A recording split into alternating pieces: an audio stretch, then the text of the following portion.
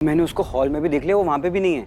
आप लोग इतनी टेंशन क्यों ले रहे हैं? गुरिंदर आंटी जी के साथ होगी और कहाँ जाएगी? नहीं, वो गुरिंदर आंटी जी के साथ नहीं है, वो मेरे साथ थी। तेरे साथ थी? तो अभी कहाँ है?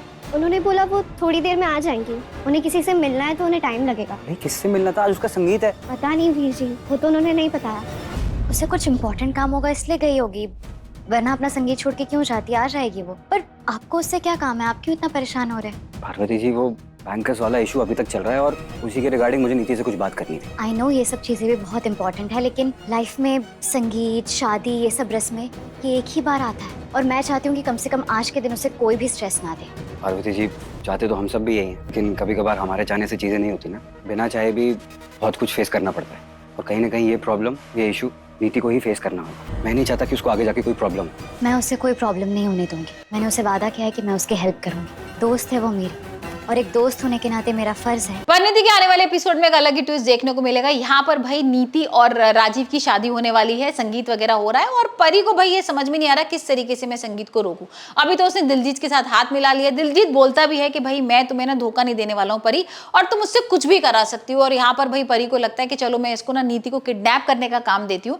यहाँ वो बोलती है कि एक काम करो, तुम नीति को किडनैप करो, आज उसका संगीत है और इसका संगीत नहीं होना चाहिए। अब इस बात को सुन के ना यहाँ पर दिलजीत उससे पूछता भी है कि भाई तुम पार्वती नहीं परी हो ना, और तुम नहीं चाहती ना नीति और राजीव की शादी हो। इसी बात को लेकर यहाँ पर भाई परी दोबारा से भड़क जाती है दिलजीत के ऊपर, लेकिन किसी तरीके से भाई उसको पता ही है कि मुझे किडनैप कराना है, नीति का जो संगीत होने वाला है उसे नहीं होना है, तो वो यहाँ पर शांत हो जाती है और हम देखिए कि दिलजीत और परी मिलकर नीति को किडनैप करेंगे। अब यहाँ पर दिलजीत को एक बार तो गुरवेंद्र और जो बेबे हैं वो पकड़ लेते हैं, मतलब ये नहीं पहचान पाते कि ये दिलजीत है, लेकिन वो ये समझ जाते हैं कि वो कुछ ना कुछ करने आया है, ये बैंड बजाने वाला आदमी। और यहाँ पर भाई अंदर क्या कर रहा है, और एक बार तो उसको भगा देते हैं, लेकिन हम दूसरी बार देखेंगे कि परी यहाँ पर नीति को पकड़ लेगी, उसके ऊपर चुन्नी डाल देगी और इसी बात को लेकर नीति को भी समझ में आ जाएगा कि कुछ ना कुछ तो हुआ है। मतलब जैसी परी उसके ऊपर दुपट्टा डालती है, लाइट ऑफ होती है, लेकिन जैसी वो दुपट्टा ऊपर होता है तो लाइट्स ऑन हो जाती है।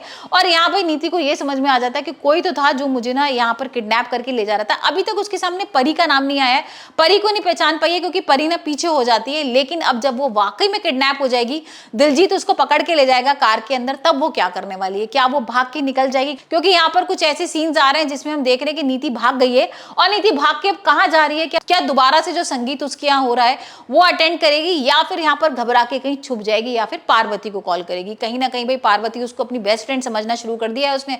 उसको लगता है कि नहीं, ये परी नहीं पार्वती और मेरे बारे में बहुत कुछ अच्छा सोचती है, तो यहाँ पर हो सकता है वो पार्वती को फोन करे मदद के लिए। लेकिन भाई यहाँ जो राजीव है ना, वो सिर्फ पागल पड़ा है परी के पीछे, और यहाँ वो बोल भी रहा है कि परी तुम ऐसा क्यों कर रही हो? मुझे पता है कि तुम पार्वती नहीं परी हो, और मैं तो तुमसे ही शादी करना चाहता हूँ, नीति से नहीं।